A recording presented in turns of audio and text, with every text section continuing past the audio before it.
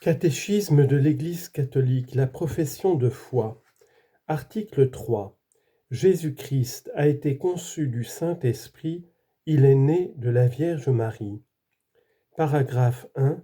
Le Fils de Dieu s'est fait homme. 1. Pourquoi le Verbe s'est-il fait chair? Numéro 456. Avec le credo de Nicée-Constantinople, nous répondons en confessant: pour nous les hommes et pour notre salut, il descendit du ciel, par l'Esprit Saint, il a pris chair de la Vierge Marie et s'est fait homme. Le Verbe s'est fait chair pour nous sauver en nous réconciliant avec Dieu. Citation. C'est Dieu qui nous a aimés et qui a envoyé son Fils en victime de propitiation pour nos péchés. Première lettre de Jean, chapitre 4, verset 10. Le Père a envoyé son Fils, le Sauveur du monde. 1 Jean 4, 14. Celui-là a paru pour ôter les péchés. 1 Jean 3, 5. Citation de saint Grégoire de Nice.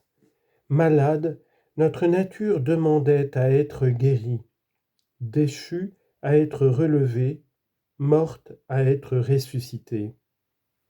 Nous avions perdu la possession du bien. Il fallait nous la rendre. Enfermés dans les ténèbres, il fallait nous porter la lumière. Captifs, nous attendions un sauveur. Prisonniers, un secours. Esclaves, un libérateur. Ces raisons-là étaient-elles sans importance? Ne méritaient-elles pas d'émouvoir Dieu au point de le faire descendre jusqu'à notre nature humaine pour la visiter, puisque l'humanité se trouvait dans un état si misérable et si malheureux? Fin de citation. Le Verbe s'est fait chair pour que nous connaissions ainsi l'amour de Dieu. Citation. En ceci s'est manifesté l'amour de Dieu pour nous. Dieu a envoyé son Fils unique dans le monde afin que nous vivions par lui. 1 Jean 4, 9. Et encore, car Dieu a tant aimé le monde qu'il a donné son Fils unique afin que quiconque croit en lui ne se perde pas, mais qu'il ait la vie éternelle. Jean 3, 16. Le Verbe s'est fait chair pour être notre modèle de sainteté. Citation. Prenez sur vous mon joug et apprenez de moi. Matthieu 11, 29. Je suis la voie, la vérité et la vie. Nul ne vient au Père sans passer par moi. Jean 14, 6. Et le Père sur la montagne de la transfiguration ordonne: écoutez-le. Marc 9, 7. Il est en effet le modèle des béatitudes et la norme de la loi nouvelle. Citation. Aimez-vous les uns les autres comme je vous ai aimé. Jean 15, 12. Cet amour implique l'offrande effective de soi-même à sa suite.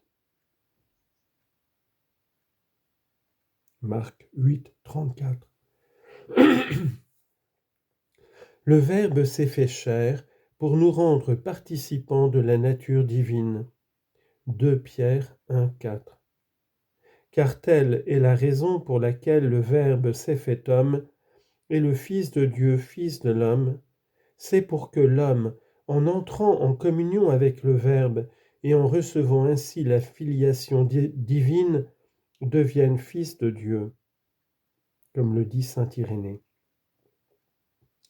Car le Fils de Dieu s'est fait homme pour nous faire Dieu, dit saint Athanase. Le Fils unique de Dieu, voulant que nous participions à sa divinité, assuma notre nature afin que lui, fait homme, fit les hommes Dieu. Saint Thomas d'Aquin. 2. L'incarnation. Reprenant l'expression de saint Jean, le Verbe s'est fait chair, Jean 1, 4, l'Église appelle incarnation le fait que le Fils de Dieu ait assumé une nature humaine pour accomplir en elle notre salut. Dans une hymne attesté par saint Paul, l'Église chante le mystère de l'incarnation. Citation. Ayez entre vous les mêmes sentiments qui furent dans le Christ Jésus. Lui, de condition divine, ne retint pas jalousement le rang qu'il égalait à Dieu, mais il s'anéantit lui-même, prenant condition d'esclave et devenant semblable aux hommes.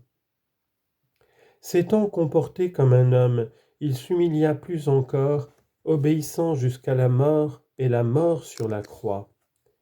Philippiens chapitre 2, versets 5 à 8.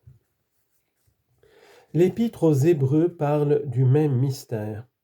C'est pourquoi, en entrant dans le monde, le Christ dit « Tu n'as voulu ni sacrifice ni oblation, mais tu m'as façonné un corps. Tu n'as agréé ni holocauste ni sacrifice pour les péchés. Alors j'ai dit, voici je viens pour faire ta volonté. » Hébreux chapitre 10, versets 5 à 7, citant le psaume 40, versets 7 à 9 dans la Septante. La foi en l'incarnation véritable du Fils de Dieu est le signe distinctif de la foi chrétienne. Citation. À ceci reconnaissez l'Esprit de Dieu, tout esprit qui confesse Jésus-Christ venu dans la chair est de Dieu. 1 Jean 4, 2. Telle est la joyeuse conviction de l'Église dès son commencement, lorsqu'elle chante le grand mystère de la piété. Il a été manifesté dans la chair. 1 Timothée 3, 16.